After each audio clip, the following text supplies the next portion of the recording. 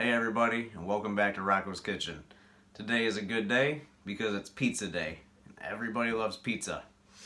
We're going to start off today by making a nice fresh pizza dough at home. Now, we're going to be making Italian food, so everybody knows our first step is getting ourselves a glass of wine. So pour yourself a glass of wine, and let's get started. Alright, for our pizza dough, we are going to need 4.5 cups of bread flour, or it will be labeled as a high gluten flour. That high gluten flour is going to give you that nice stretchy chewiness that a pizza dough should have. We're going to use 2 teaspoons of active dry yeast, 1 teaspoon of sugar, 2 teaspoons of salt, 1.5 ounces of fat. You can use melted butter. I like to save my bacon fat and use that. Use extra virgin olive oil. You can play around with that one. And 2 cups of lukewarm water at about 110 degrees. Alright. Okay, so our water is at 110 degrees, which, remember, it can fluctuate a little bit either way. Don't stress out too much about that specific temperature. Just want to be somewhere in the right range. That's going to help your yeast bloom. So here we go. I'm going to start adding half your water to the bowl.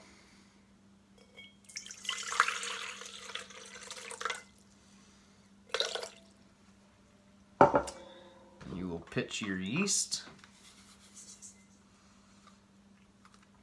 and your sugar.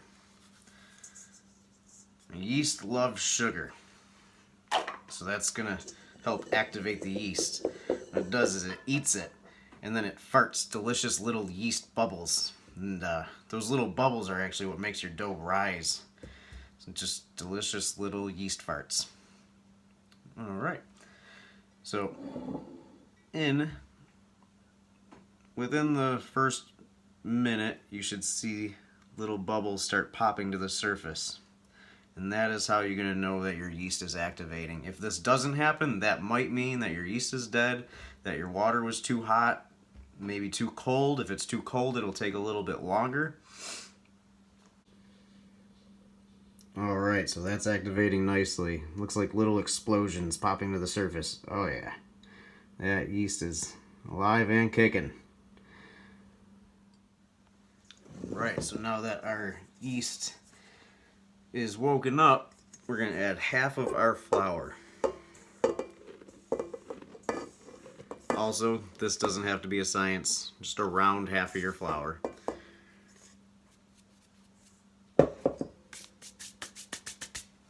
Give that a nice mix. It should still be pretty loose at this point.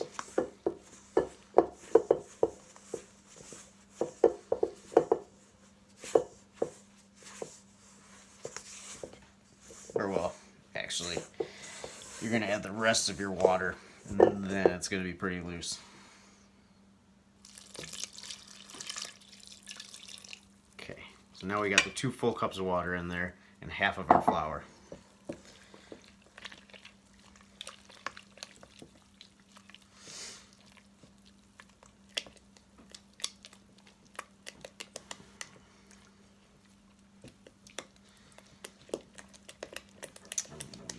Give that a nice stir. It's going to kind of look like pancake batter at this point. Don't worry if it's a little lumpy. Those will all come out in the end.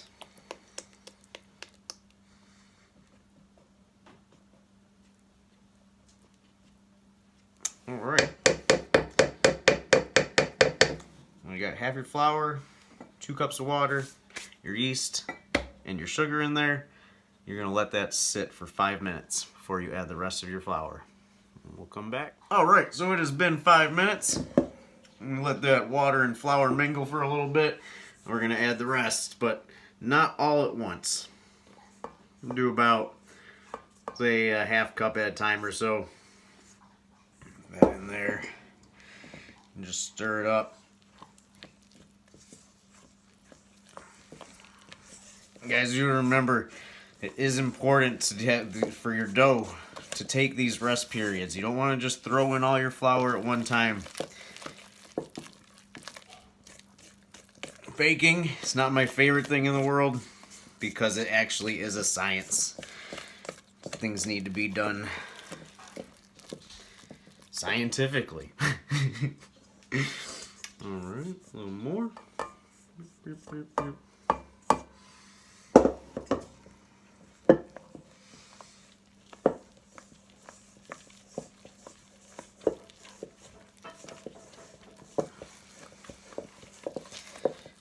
It's coming together.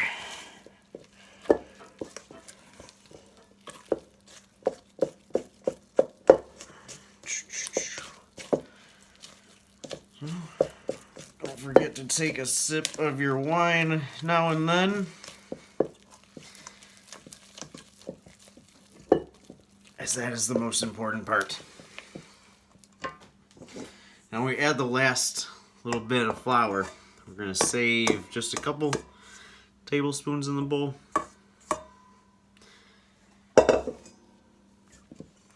Just save a little bit. Get this last bit mixed up.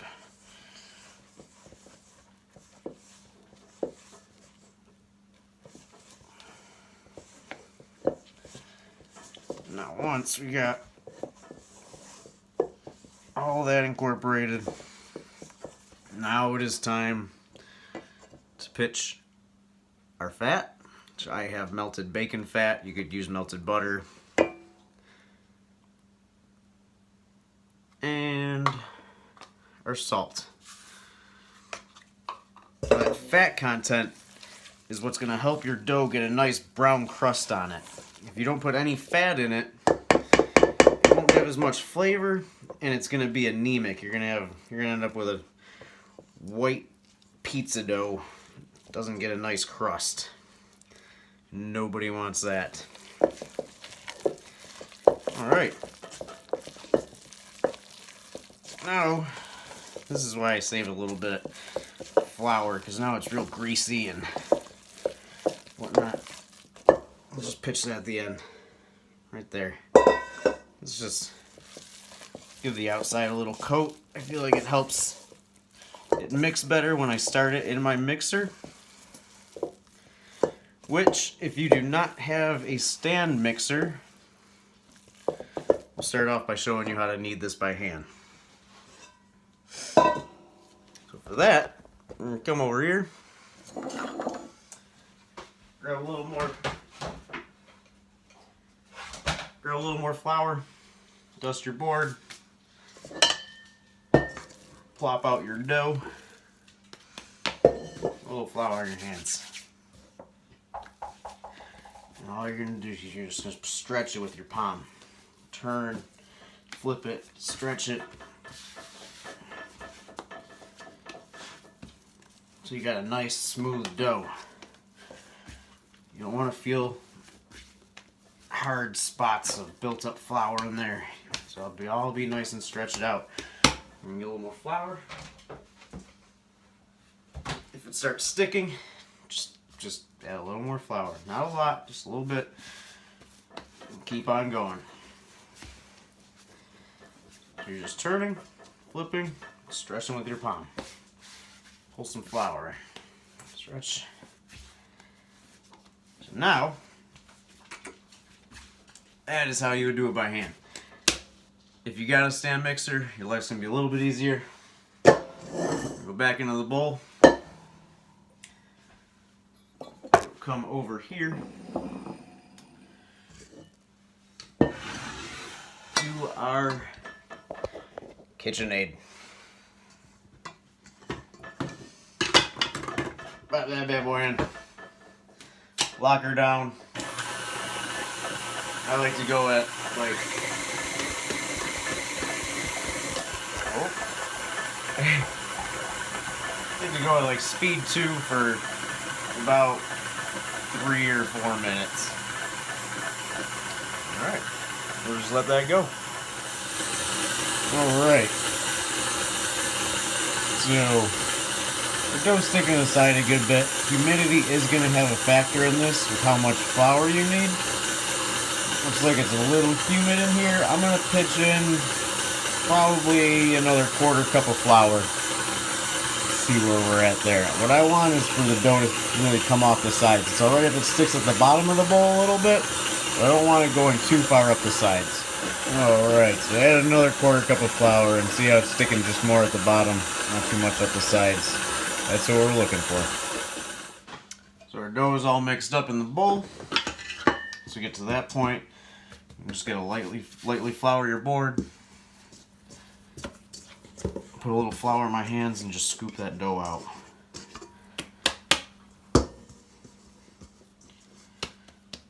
I'm going to do it by hand just to make sure I got a nice, even, consistent dough.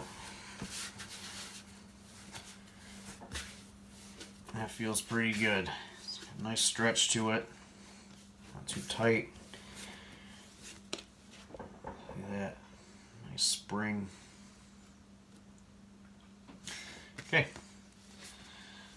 that is about all there is to it. So what we're going to do is take our bowl, add a little bit of olive oil, this is extra virgin olive oil. We will put our dough in there. I give it a little spin, spin it around the sides. It's going to stop it from sticking while it rises. Get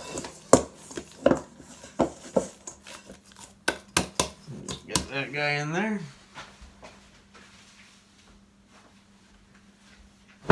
Then we're going to take a kitchen towel, place it over the bowl, and you are good to go. You're going to let that sit for about 40 minutes to an hour until it doubles in size. That's where the yeast farts are going to come into play. That's when your dough is going to double and really get going. So we'll be back in about 40 to 45 minutes, or to an hour. Okay guys, well that dough is rising. I thought we could have a conversation about toppings. It's a pretty serious subject. Now the most important thing is going to be your dough. That's number one in pizza world. And using fresh ingredients, just good stuff.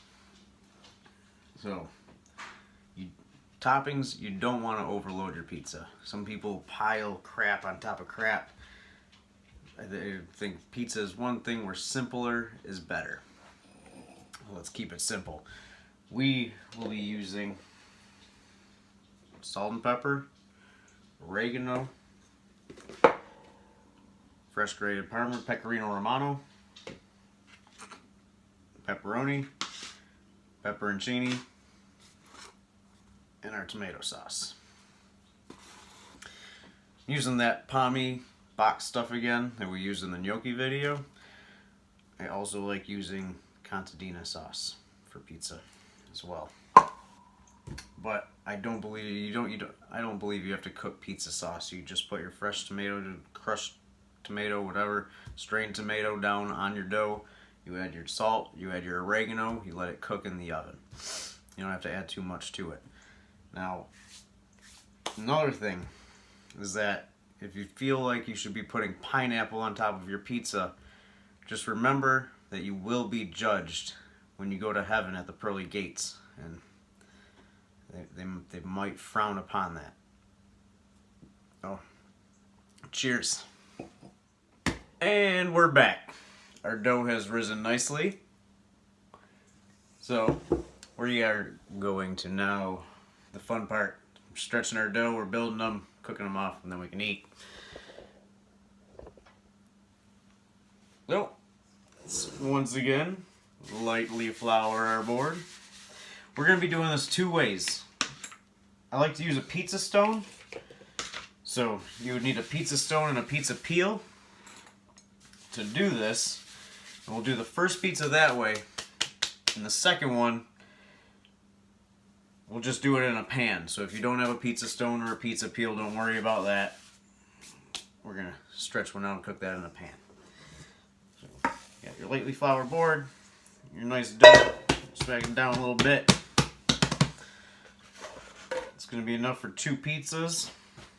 I don't know if you've seen the dog in the background, but that was just a little piece of him that we're pulling out right there.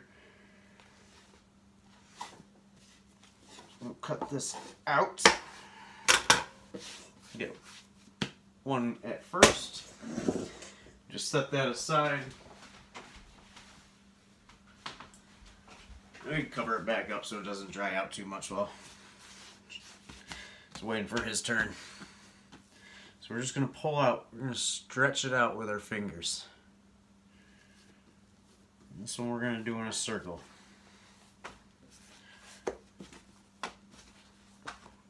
Pull. What you want to do is make sure it's nice and even. You don't want to have really, really thin parts or rip your dough in any place. I like to just pick it up and work it out a little. You're going to leave a little thicker edge so you'll have a nice crust.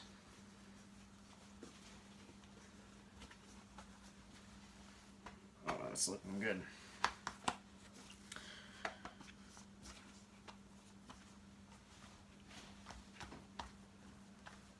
Okay, so now I got the oven preheated at 500 degrees. You want to blast this thing with heat.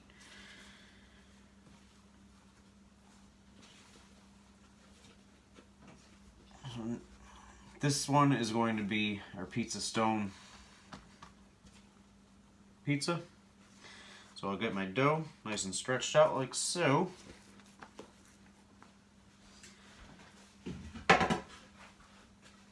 Grab my pizza peel. I'm going to dust that with semolina flour. If you don't have semolina flour,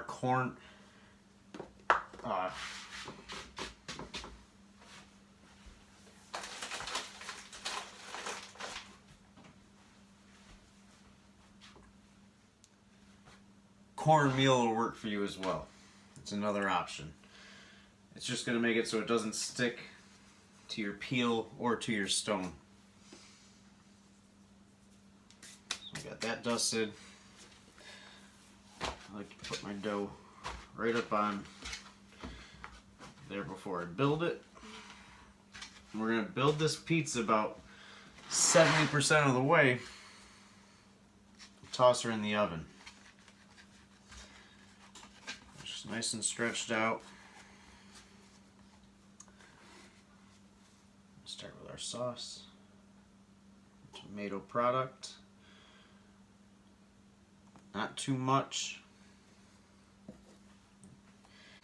To start building it, we will begin with our salt and pepper. Just sprinkle that on. The holder you hold your hand, the more evenly it'll spread. If you go real close, you're going to get a nice concentration. You want to go up. A nice spread. Nice even spread. Just going to sprinkle a little oregano across there.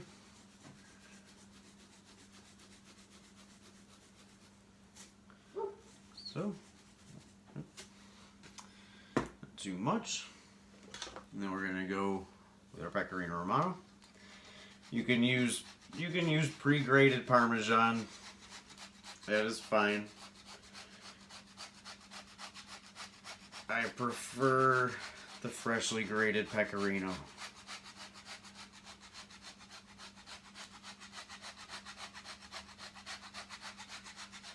All right. So this is where we want to start it.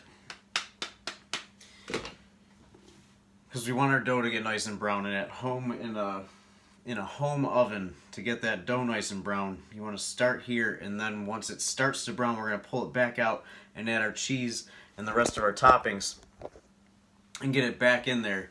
And that way you'll get a nice brown crust on it without burning your cheese. So pizza peel can be tricky as well. When I first started, I ruined lots of pizzas. Before I put it in there, I like to make sure it's not stuck to the board.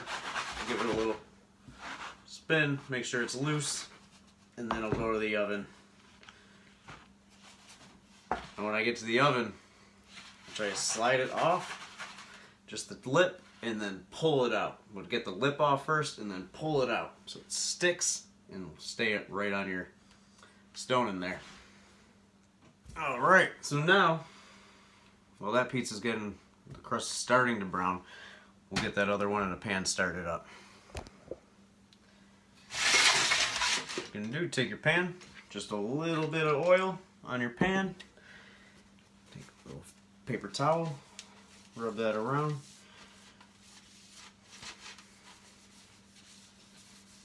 It does not stick to your pan. It'll also help get a nice little brown crust on there. If you put too much oil, that is going to take away from your crust. Don't do it. Take that second piece of dough right in there. And once again, we're just stretching with our fingers. Trying to keep it even the entire time we're doing this.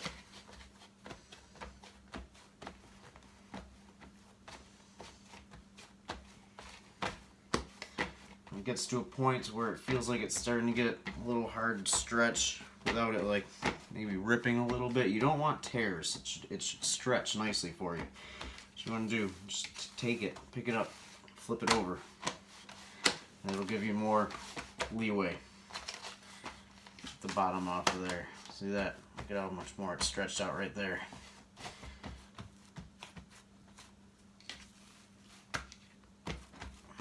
Okay. Stretch that across the pan.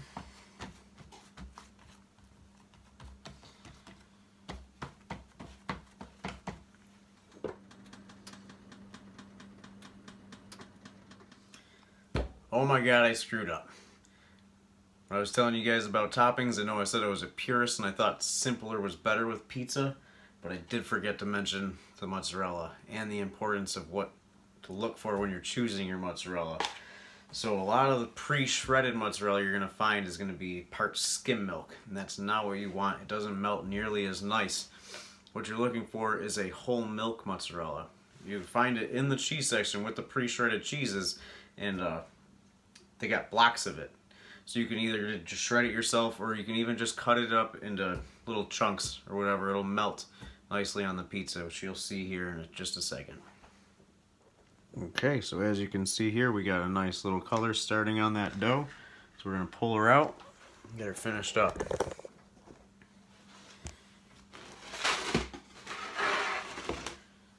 Now this is when we're going to add our whole milk mozzarella.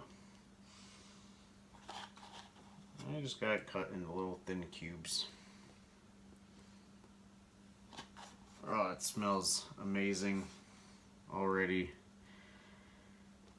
You could do it without the mozzarella. Basically what you're looking at right now is an old-fashioned pizza. At least that's what I always learned it to be called in New York. It's more of just a tomato-based pizza with Parmesan cheese on top and no mozzarella. Maybe add a little crushed red pepper flake. So just spread those out, but remember, you don't have to cover the whole thing. This cheese is going to melt down a good bit, and it'll be covered in the end. This one we're going to do just pepperoni on top. We're going to leave those pepperoncinis or banana peppers off of this one, as the wife is not a fan. And I feel like the Pizza Stone makes better pizzas, so the wife gets the better pizza. I'll take the one in the pan. We're going back in the oven. Alright, so our stone pizza is out of the oven and looking delicious. Got a nice brown crust. The cheese just started to brown on top. That's when I like to pull it out. I'm going to show you the bottom of this thing. This is going to be the big difference between your stone and your pan. You get a nice, real nice browning on the bottom of your pizza. Nice crispy crust. Okay, here's our second pizza in the pan. Came out. You still get some color on the bottom. Not as nice as the stone, but it will get there. So why don't we cut into one of these bad boys and see how we did.